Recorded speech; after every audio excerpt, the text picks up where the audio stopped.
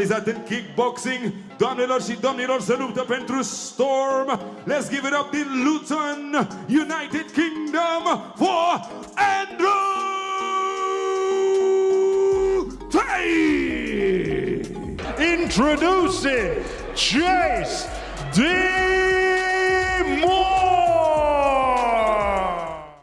Nobody was ready for this. I don't care how long you've followed influencer boxing, how many Misfits cards you've watched, how many times you've said, this sport has gone too far. The moment Andrew Tate walked into a boxing ring on December 20th, 2025, everything changed. Not because of the punches, not because of the result, but because for the first time ever, the most controversial man in combat sports finally put the talk to the test, under boxing rules, with nowhere to hide. This wasn't just another crossover fight. This wasn't just another loud name chasing clicks. This was Andrew Tate, a man whose reputation has lived entirely in words, clips, and mythology, stepping into the most unforgiving environment possible. No kicks, no clinch dominance, no escape routes, just fists, timing, and pressure. And the boxing world froze. Because whether you love him or hate him, one question had haunted combat sports for years. Can Andrew Tate actually fight? Or was the entire thing a character? That's why this fight hit different. Before a single punch was thrown, this bout had already shocked the world.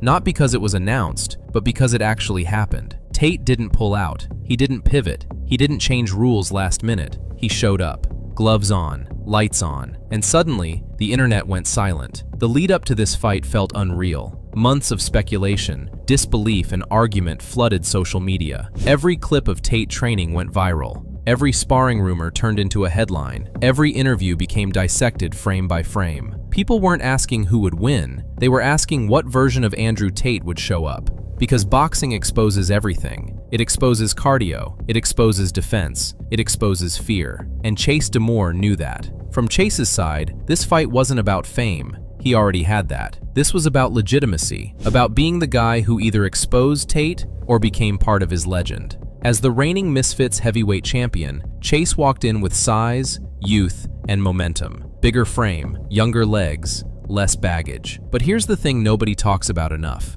pressure. Chase DeMoor wasn't just defending a belt, he was defending reality itself. Because if Andrew Tate walked into boxing after years away and looked competent, let alone dangerous, the entire influencer boxing narrative flipped overnight. That pressure was everywhere. The weigh-ins felt tense. Not loud, tense. Tate didn't act like a showman. No wild theatrics. No forced hype. He looked calm, focused, almost bored. And that unsettled people more than trash talk ever could. Meanwhile, Chase looked locked in, but emotional, fired up, hungry, ready to prove something. And when fighters want to prove something too badly, boxing has a way of punishing them. Fight night arrived, and the atmosphere felt heavier than any Misfits event before it. Not louder, heavier. The crowd wasn't just excited, they were waiting to see if the myth survived contact. When Andrew Tate made the walk, the arena shifted. Booed by some, cheered by others, but everyone watched. Phones went up. Conversations stopped. This wasn't influencer boxing anymore. This felt like an experiment playing out in real time. And when the bell rang, you could feel it. The opening round told us everything we needed to know, and nothing at the same time. Tate didn't rush. He didn't chase. He didn't brawl. He stood tall, hands high, taking space inch by inch, jabbing not to score, but to read. Feinting just enough to see Chase react, testing range, testing timing. Chase came forward early, trying to assert physical dominance. He wanted Tate to feel the size difference. He wanted to back him up. And early on, it worked. Tate circled, reset, stayed patient. But something strange happened. Tate looked comfortable, not flashy, not explosive, comfortable. That alone shocked people. The second round is where the fight's psychology really began to show. Chase started throwing heavier shots, not wild, but committed. The kind of punches that look dangerous even when they miss. And Tate started answering with timing instead of power. Short counters, quick jabs, little moments that don't go viral but matter deeply inside the ring. You could see Chase getting frustrated, not because he was losing, but because Tate wasn't breaking. The pace wasn't overwhelming him. The moment wasn't too big. That's when boxing becomes mental. By the third round, the crowd realized something important. This wasn't going to be chaos. This was going to be control versus urgency, experience versus emotion. And no matter what side you were on, you had to respect what you were watching. This is where the world reaction really exploded. Not after the fight, but during it. Social media flipped in real time.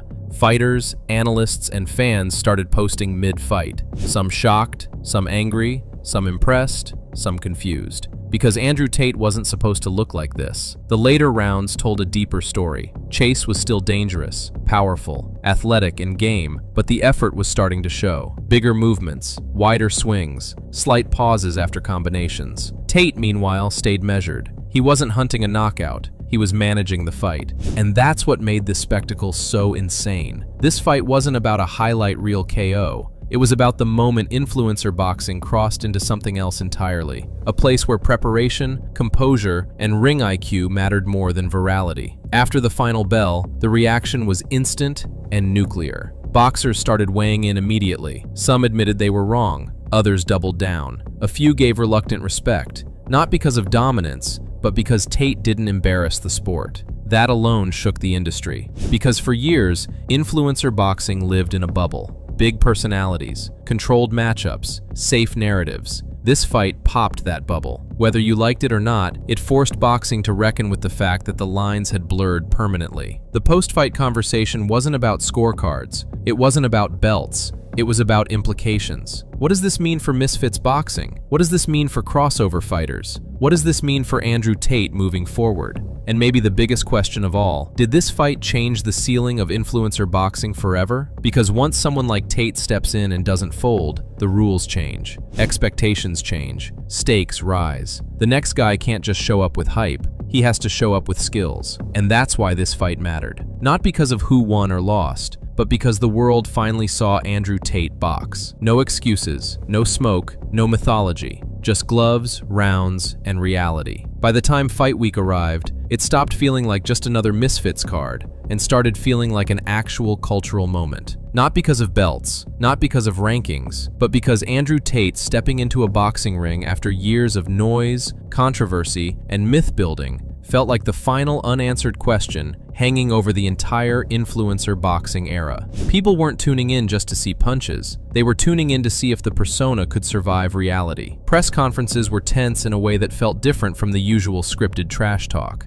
Tate wasn't loud for the sake of being loud. He was controlled, almost surgical with his words. Chase DeMoor, on the other hand, looked like a man trying to convince himself as much as the audience. Bigger frame, younger body, champion status. But standing across from someone whose confidence felt immovable. That contrast alone had people split down the middle. You could feel it online. The comments weren't jokes anymore. They were debates, real arguments about experience versus size, about kickboxing habits translating to boxing, about ring rust versus hunger, about whether Tate had spent the last 5 years evolving quietly or just talking loudly. Nobody agreed on anything, and that's when you know a fight has crossed into dangerous territory. Fight night itself didn't feel like Misfits. The arena buzz was different. Less meme energy, more tension. People were genuinely locked in, because for the first time, this wasn't about clout farming. This was about exposure. Andrew Tate's image was either about to be validated or permanently cracked. And Chase DeMoor knew that beating Tate wouldn't just be a win, it would be the defining moment of his entire career. The aftermath was instant chaos. Fighters weighed in within minutes. Some gave respect, others downplayed it. Some doubled down on their old opinions, but nobody ignored it. That's the real victory in a fight like this. Relevance that can't be dismissed.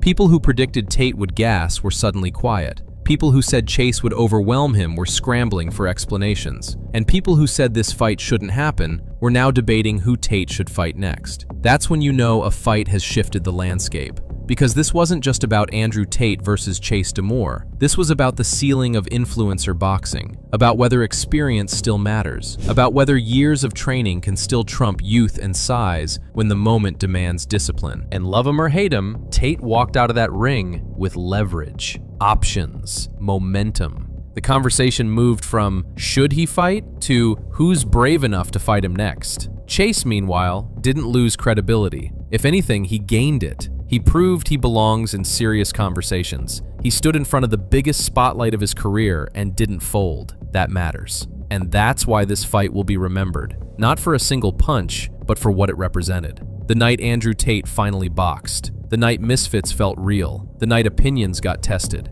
Whether you walked away impressed, disappointed, or conflicted, you watched history. A moment that will be referenced every time someone says, this is just influencer boxing. Because after December 20th, 2025, it wasn't just that anymore. And whatever comes next, rematches, new opponents, bigger stages, this fight will always be the moment the conversation changed. Let me know what you thought watching it live. Did Tate exceed expectations? Did Chase show enough? And is this the moment influencer boxing officially grew up? Drop your thoughts because this debate isn't ending anytime soon.